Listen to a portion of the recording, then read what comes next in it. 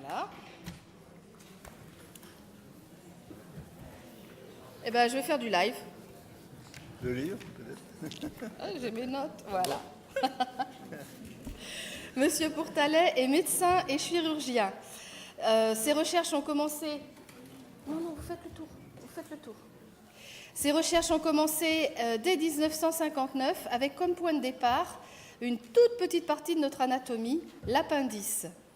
Sa réelle fonction, celle de l'appendice, met en évidence l'énorme pouvoir pathologique total, tant digestif que corporel, de nos sécrétions bilio-pancréatiques, seul facteur capable de détruire l'aliment jusqu'à l'échelon cellulaire afin d'assurer notre survie.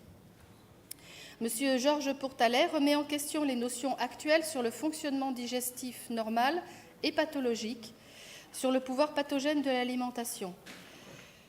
Les recherches menées par monsieur Pourtalais ont été concrétisées par son ouvrage « Le corps a ses raisons que la médecine ignore ».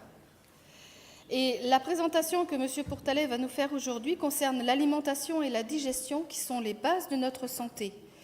Il s'agit de remise en question des notions actuelles sur l'origine des troubles digestifs, la nutrition, avec une autre approche curative et surtout préventive. Et ceci est le résultat de 50 années de recherche et de résultats. Merci. Merci. Merci d'abord de m'accueillir ici. On ne me donne pas souvent la parole, peut-être parce que je dérange, mais je pense que ce que j'apporte s'adresse à tout le monde. On n'a qu'une peau. Je pense, comme moi, que vous êtes d'accord qu'il faut la conserver le plus longtemps possible et en bon état. Alors, cette recherche dérange terriblement. Je vous dirai à la fin de mon exposé quelles en sont les conséquences. J'ai passé outre parce que ce qui compte pour moi, ce sont les patients et leur bien-être. Et je savais que je leur apportais des choses importantes. C'est d'ailleurs un peu pour ça que je suis là, puisque c'est grâce à des patients que j'ai pu être invité à votre symposium. Alors, cette recherche, elle a débuté tout bêtement, parce qu'on m'avait enlevé mon appendice à l'âge de 7 ans, et sans crise aiguë, tout à fait presque par hasard, et ça avait fait disparaître tous les troubles digestifs que je présentais jusque-là. Et ma mère me montrait à tous les homéopathes de la région à l'époque, sans arrêt, parce que c'était avec eux que ça marchait le mieux, mais c'était pas ça. On me l'enlève et tout disparaît. 20 ans plus tard, en faisant mes études, on m'apporte comme précision que cet appendice n'a aucun rôle digestif, que c'est presque une aberration. Rien n'a vraiment été cherché pour cet organe. Et qu'il n'y avait aucune raison que le fait d'enlever mon appendice à 7 ans, 7 ans et demi, puisse changer quelque chose. Personnellement, je n'étais pas un psychopathe à 7 ans et demi, personne ne m'avait dit que j'allais être amélioré, et ça avait changé ma vie, mais surtout la vie de ma mère. Et moi, j'avais accepté ce changement tout à fait. J'étais plus le même garçon, aussi bien psychologiquement que physiquement. J'ai grandi, j'ai fait mes études, j'ai fait beaucoup de sport, y compris en compétition. Enfin, j'étais très bien dans ma peau. Et jusqu'au jour où on m'apprend qu'il y avait aucune... Et pourtant, c'était immédiate. Alors, j'ai cherché, et cette recherche a dérangé beaucoup de gens, sauf mes patients, et parce que je voulais comprendre. Et effectivement, dans le monde entier, actuellement, vous pouvez encore prendre toutes les observations qui sont faites sur l'appendice. Il s'agit de successions de statistiques, etc. Il y a des chirurgiens, des grands chirurgiens, notamment en 2006 à l'Académie de chirurgie, qui ont constaté que des gosses qui avaient des tas de troubles digestifs, qu'on hospitalisait en urgence pour un syndrome soi-disant appendiculaire, on ne trouvait rien, les examens étaient négatifs, on les faisait ressortir au bout de quelques jours parce que ça allait mieux. Ils revenaient 2 mois ou 3 mois après dans les mêmes conditions, c'était pareil, les mêmes examens. Et puis, au bout de plusieurs fois, en désespoir de cause, il y en a un qui dit à l'autre, on leur enlevait l'appendice et tout disparaissait. Mais aucun de ces grands spécialistes, de ces grands scientifiques, n'a cherché pourquoi. Je suis malheureusement le seul, parce que d'abord c'était pour moi, que je voulais savoir pourquoi j'avais été amélioré, mais ça m'a amené sur quelque chose de très vaste. Alors, après, nous arrivons à la nutrition, donc la base de ça. Alors, d'abord, si vous voulez, cet appendice, j'aimerais bien si on pouvait montrer le schéma.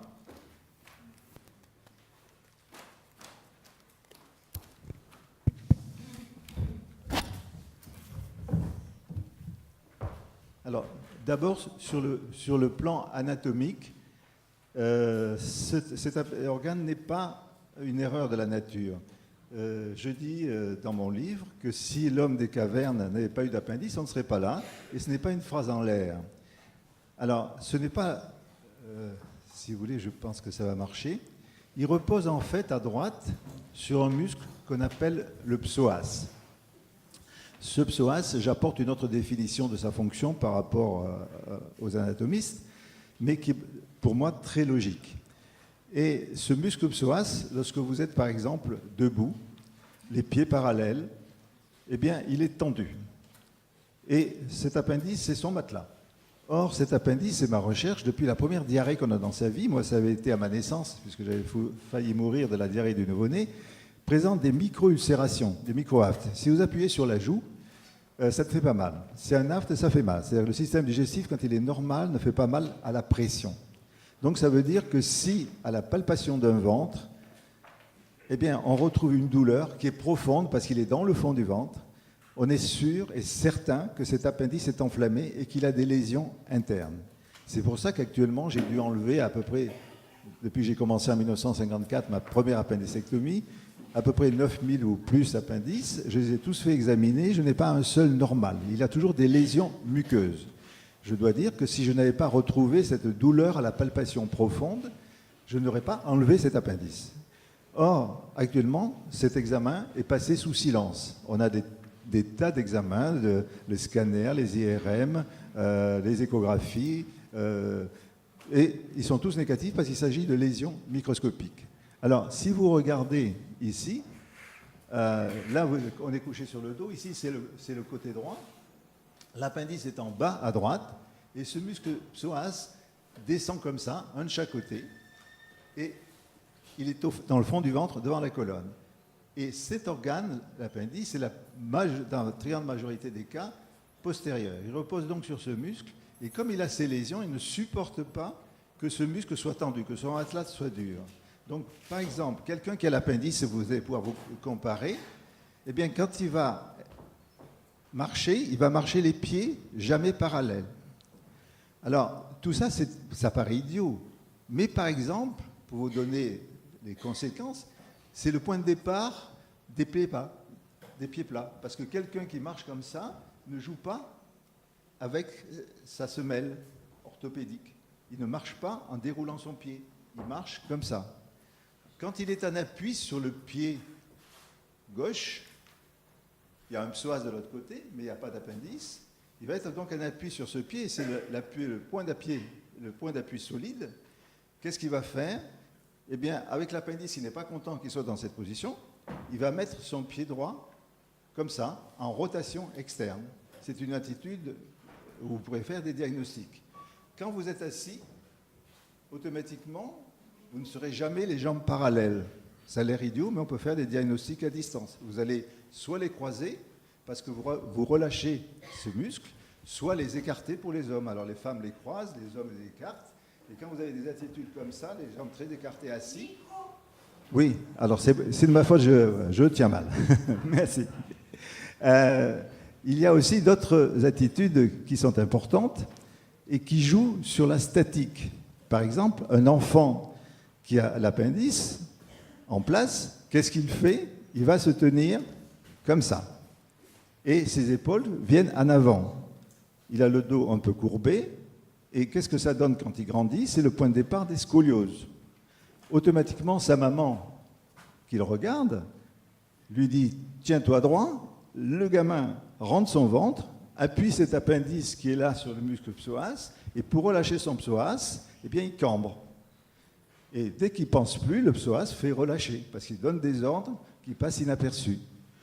Donc, ce gosse qui a ce départ de scoliose, on lui fait faire de la gymnastique corrective pendant 1 heure, tout le monde applaudit, et automatiquement, au bout d'1 heure, qu'est-ce qu'il fait? Il se relâche. Ce qui fait qu'à 18 ans, il a une belle scoliose. Une jeune femme qui est enceinte, et alors j'ai fait énormément de chirurgie dans tous les sens, donc de la chirurgie plastique aussi, j'ai refait des ventres. Eh bien, une jeune femme qui est enceinte, quand elle a son appendice, elle va avoir un bébé qui va appuyer ici sur son appendice et sur son psoas. Et pour relâcher ce psoas, elle va être obligée d'être le ventre en avant, d'être très cambré. Donc le ventre en avant, ce n'est ni un garçon ni une fille, c'est l'appendice qui est en place. Voilà. Et alors, au bout de 9 mois, elle n'a plus de muscles pour une première grossesse. Et si elle prend beaucoup de laitage, ça aussi je l'explique, on le verra plus tard, eh bien elle aura plein de vergetures. Alors, vous voyez que ce sont des choses toutes simples, qui paraissent n'avoir aucun intérêt, mais qui peuvent gâcher une vie. Je l'ai vu souvent, si vous voulez. Au départ, je ne savais pas. Et puis petit à petit, j'ai compris les raisons. Maintenant, vous allez pouvoir vous faire des diagnostics. Quelqu'un qui a l'appendice ne dort jamais couché sur le dos, les jambes allongées. Parce qu'à ce moment-là, il y a un inconfort appendiculaire qui fait qu'il va dormir sur le côté ou sur le ventre. Plus tard, quand sa colonne en aura assez, si vous voulez, de cette position, parce qu'elle adore que vous soyez couché sur le dos, eh bien, les gens vont tourner toute la nuit, et c'est le point de départ des insomnies, et de thérapeutique pour dormir. Donc moi, pratiquement, si vous voulez, mes patients dorment bien, je n'ai pas à leur prescrire tous ces produits qu'on donne, et ce n'est pas de leur faute, si vous voulez. Il y a donc, toutes ces attitudes sont causées mécaniquement, et ça fait à peu près 180 ans ou 200 ans qu'on a l'appendice, c'est passé inaperçu. Alors, il y a des choses toutes bêtes. Par exemple, quand on se tient au garde-à-vous à l'armée.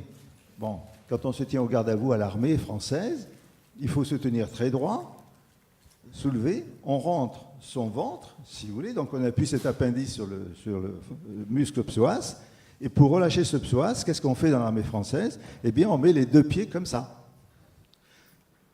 C'est le garde-à-vous. Moi, j'ai toujours été les 2 pieds parallèles, parce que je n'ai plus pas, c'est interdit. Les Allemands, qui eux trouvent que c'est pas très joli d'avoir les pieds comme ça, font clac, et quand ils font clac, ils ont les pieds parallèles, et à ce moment-là, ils relâchent l'insertion supérieure de ce muscle, donc ils penchent un peu en avant. Les Japonais encore plus. Ceux qui sont les Africains, eux qui ont des gros appendices, ça c'est ma recherche, très sensibles, quand ils sont au garde-à-vous, ils sont très cambrés. Et ces choses-là vont, des années après, donner des troubles, des douleurs vertébrales, des hernies discales. Il y a tout un ensemble, c'est un point de départ. Ce n'est pas lui directement, mais indirectement par sa présence. Alors, j'ai eu quand même le temps, en 50 ans, d'une part de le constater, petit à petit, c'est pas venu d'un seul coup, et puis ensuite d'expliquer, de chercher à expliquer le pourquoi des choses. Alors, ces attitudes, vous allez donc pouvoir, vous, me contrôler. C'est pour ça que dans mon livre, je l'explique, et que les patients, souvent, quand ils lisent ça, se retrouvent et continuent à lire, parce que ça va les intéresser.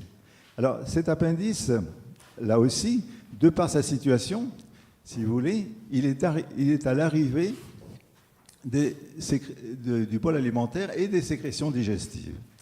Alors, quand j'enlevais l'appendice aux gens, au départ, je les améliorais, mais je ne savais pas pourquoi. Les gens arrivaient et me disaient, vous savez, docteur, vous avez raison, j'ai plus d'aérophagie, je digère bien, tout va bien, je vais mieux à la selle, etc.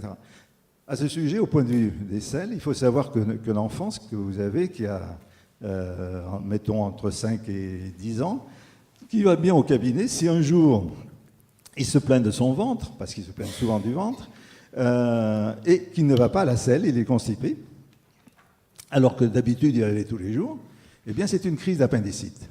J'ai eu l'occasion, si vous voulez, de constater ça il y a à peu près 1 mois et demi, puisque j'ai une petite fille qui a 10 ans, et qui a été vue dans un grand CHU à Brest, et puis ensuite à l'hôpital de Mont-de-Marsan, et le diagnostic a été fait dans les 2 cas, elle s'est plaignée de son ventre, elle était constipée, on a fait des radios, on a fait des échographies, on a fait une prise de sang qui était normale.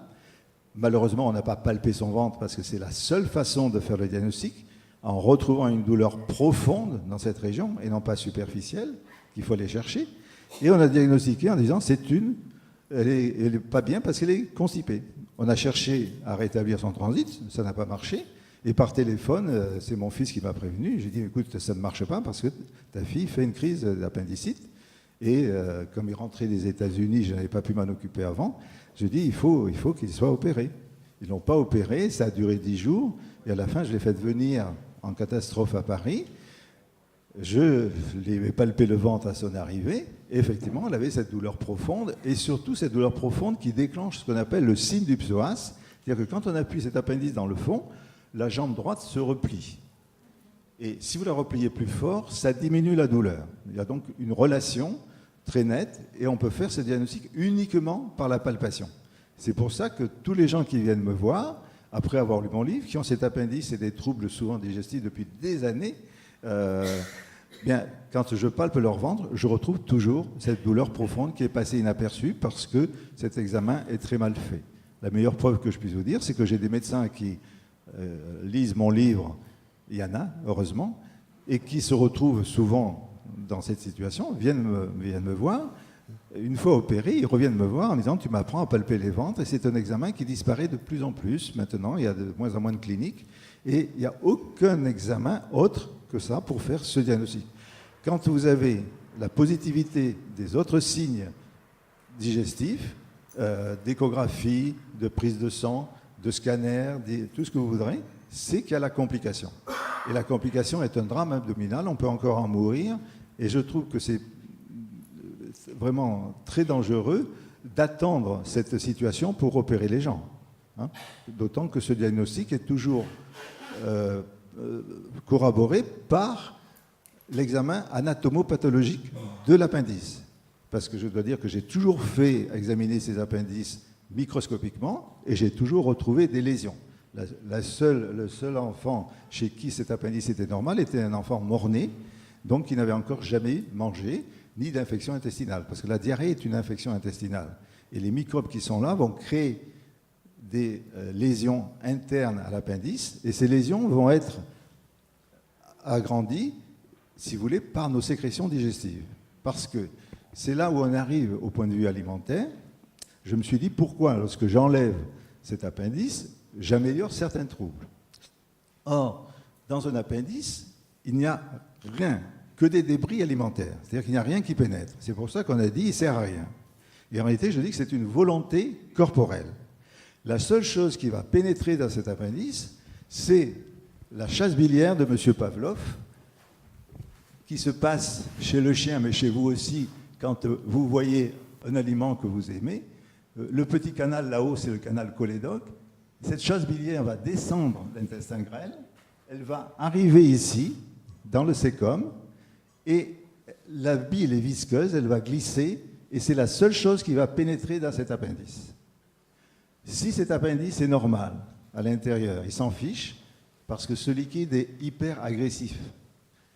Mais si il a des lésions, automatiquement, il va réagir. Un peu comme votre bouche avec des aftes et que vous prenez une cuillère à soupe de vinaigre. Et c'est là où il va déclencher les troubles. Alors, c'est ça qui est important. C'est qu'une fois que j'ai réalisé que le seul agresseur, c'était ces sécrétions bilio-pancréatiques, je me suis tapé sur la tête, un peu comme les 5 dernières minutes, et j'ai dit, mais bien sûr, qu'est-ce que ce liquide? Et là, je dois dire que malheureusement, les nutritionnistes ou les spécialistes gastro-entérologues sont passés à côté. Lorsque vous mangez, c'est pour nourrir votre corps. Donc, vous mettez de l'essence dans votre tube digestif, et cette essence, pour vous nourrir, afin que vous puissiez survivre, il faut qu'elle traverse ici. Alors, vous avez les sucres, là-haut, vous avez les graisses, les protéines. Mais pour que ça traverse ici, il faut que cela soit réduit jusqu'à l'échelon cellulaire. Alors, on vous dit qu'il faut mâcher.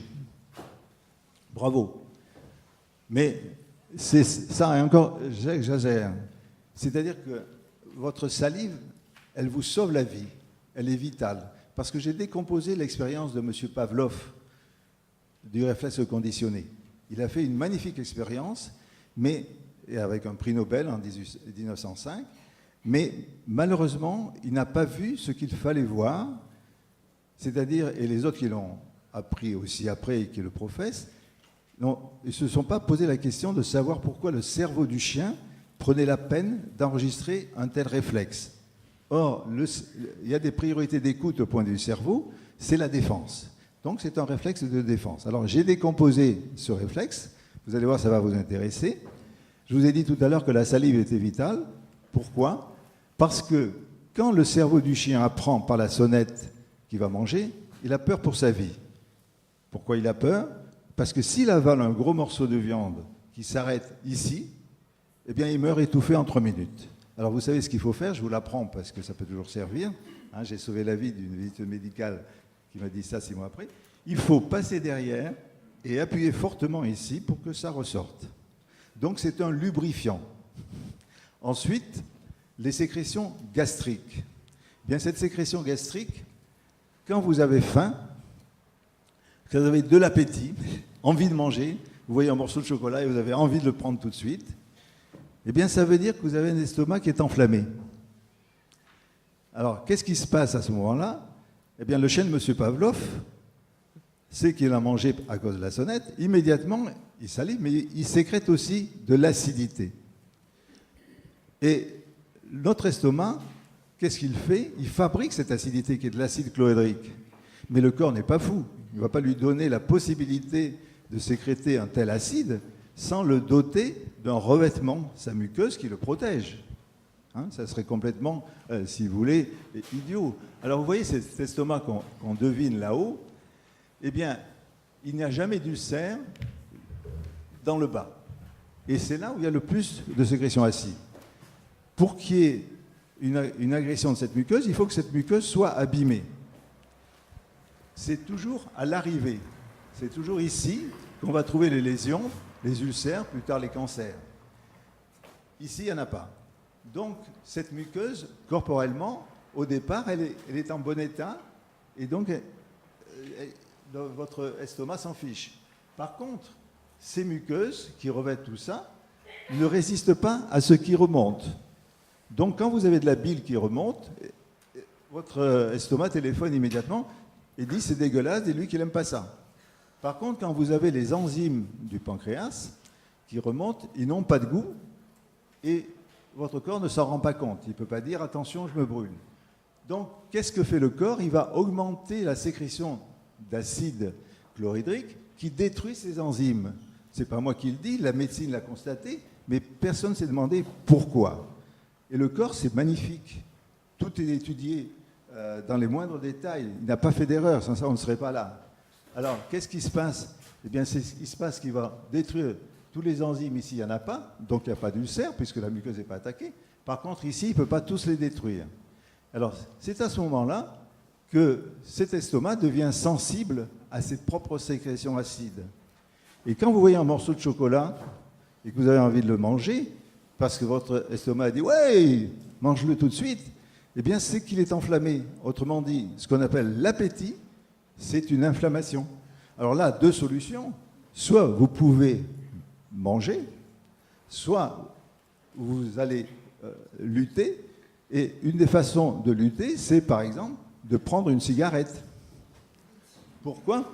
Parce que ce système ferme l'estomac, que les sécrétions acides restent bloquées ici, et quand vous prenez une cigarette, la nicotine, en 8 secondes, ouvre le pylore et vous vidangez l'acidité. C'est pour ça que vous dites, une cigarette, ça me coupe l'appétit.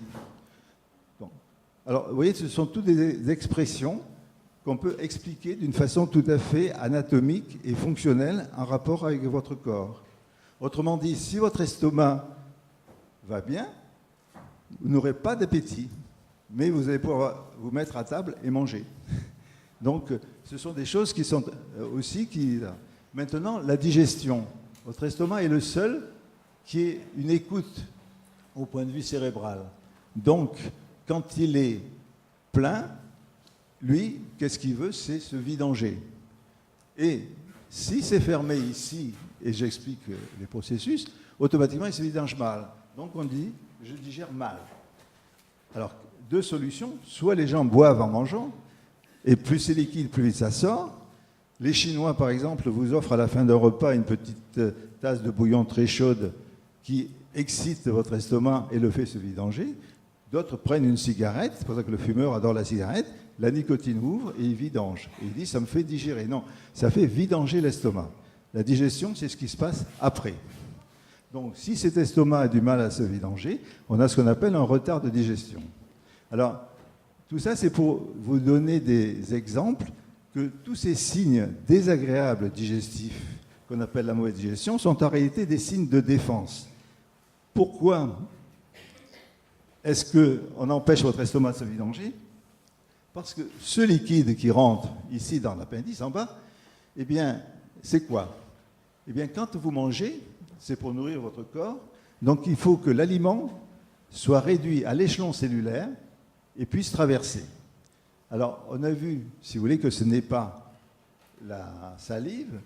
Dans l'estomac, ça sort vite, et cet estomac, avec son acide chlorhydrique, lui, sa vocation, c'est surtout de détruire les envahisseurs.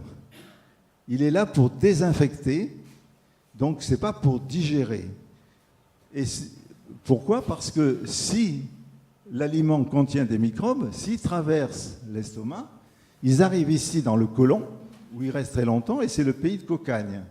Donc ça, c'est l'organe le plus en danger par rapport à nous, parce que c'est lui qui va récupérer tous les envahisseurs qui n'ont qu'une idée, faire des petits trous et traverser. Alors, cet estomac, donc, dès qu'il sait, si vous voulez, dès que votre corps sait que vous allez manger, il a peur aussi contre les envahisseurs, donc il fait une sécrétion acide. Cette sécrétion acide, qu'est-ce qu'elle fait? Eh bien, elle excite un peu l'estomac, qui la fait sortir naturellement parce qu'il a un peu trop, et automatiquement, qu'est-ce qui se passe? Ça arrive ici qui est alcalin. Et lui, il n'aime pas ça. Donc c'est lui qui va fermer le pylore. Autrement dit, cette sécrétion que vous faites tout de suite, elle est faite pour faire fermer l'estomac. Pourquoi? Parce que plus votre estomac va garder l'aliment que vous venez de manger, plus vous allez le désinfecter. Donc c'est tout bête. Et c'est pour ça que quand vous voyagez dans les pays en Asie, il faut vous méfier de tout ce qui est liquide, parce que ça ne va pas sortir très vite, et ça va échapper un peu à cette désinfection.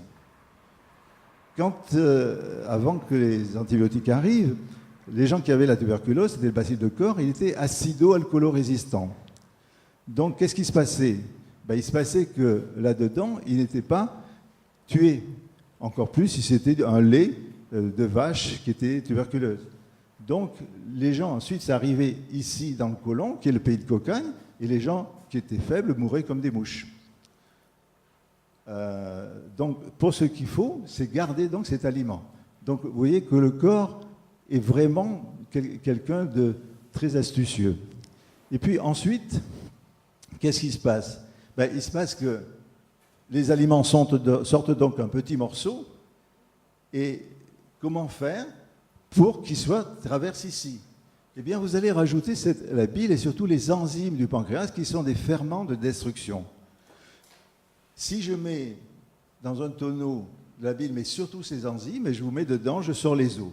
Ils sont là pour détruire l'aliment jusqu'à l'échelon cellulaire afin qu'il puisse traverser. Et ça se fait en 6 à 8 heures. Si vous mangez votre voisin de palier, il sort en petits morceaux, il est comme vous, et vous allez le digérer. Les tripes, ça se mange. Donc chaque fois que vous mangez, vous mettez dans vos tripes, avec l'aliment qui va vous aider à survivre, ce liquide qui peut manger vos tripes. À condition, si vous voulez, que le revêtement soit abîmé.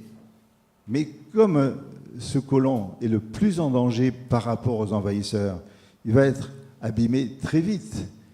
Et à ce moment-là, ce liquide agressif qui arrive selon ce que vous mangez intact ici, si vous voulez, va traverser et être dispatché à tout l'organisme, mais en plus, il va agresser la muqueuse. Donc, qu'est-ce qu'il faut? Eh bien, ce qu'il faut, c'est pour ça qu'on arrive à cette approche alimentaire que cet appendice m'a fait découvrir. Ce qu'il faut, c'est manger de telle façon que vous allez envoyer le moins possible de sécrétions intactes ici. Alors, vous n'avez vraiment aucun régime qui en tienne compte d'une façon réfléchie. Lorsque j'ai trouvé comment il fallait manger pour protéger ce système digestif, parce que n'oubliez pas que ce côlon garde ce produit avec les aliments entre 25 et 75 heures, des fois plus chez les gens très constipés. Que le bol alimentaire et ses produits, c'est 6 à 8 heures. Donc c'est beaucoup moins en danger ici que là. Eh bien, c'était les Chinois qui se rapprochaient le plus près. Moi, je suis allé par leur raisonnement. Alors, les Chinois, c'est une médecine qui a 5000 ans, qui est préventive, mais qui est empirique. C'est-à-dire qu'ils mangent comme ça sans savoir pourquoi. C'est pour ça que maintenant, on leur donne nos bons principes occidentaux et que vous avez une modification de leur pathologie, vous avez de l'obésité, vous avez tout ça. Mais ils ne savent pas, eux, pourquoi ils mangent comme ça. Alors, je vous explique un peu, c'est-à-dire que ce n'est pas moi qui l'ai trouvé. Si vous mangez, par exemple, un steak, salade, un yaourt, un verre de jus d'orange, vous aurez 40% de sécrétions intactes qui arrivent ici. Si vous remplacez, comme les Chinois, votre yaourt, ils ne prennent pas de jus d'orange non plus, par un bol de riz blanc, je dis bien blanc, parce que c'est une éponge très absorbante, beaucoup plus que le riz complet. C'est une question d'éponge. Vous aurez 5%